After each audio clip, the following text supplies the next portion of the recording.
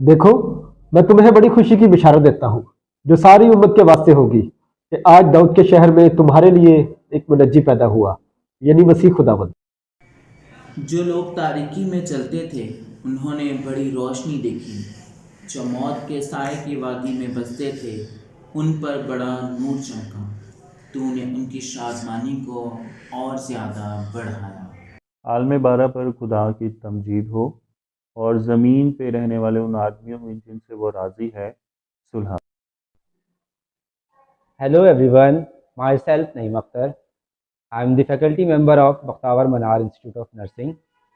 आज क्रिसमस के इस पुरमसरत मौके पे जो मरकज़ी आयत है वो मैं आपसे शेयर करना चाहता हूँ, जो लूका की मार्फत उसका पहला बाब और उसकी वर्स 68 है।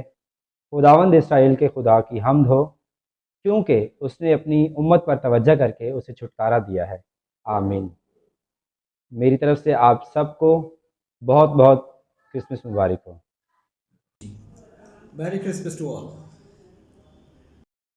आप सबको मेरी तरफ से, मेरे घराने की तरफ से और मेरी फैकल्टी की तरफ से बड़े दिन की ढेरों खुशियाँ मुबारक हों। खुदावंद आप सबके साथ हो।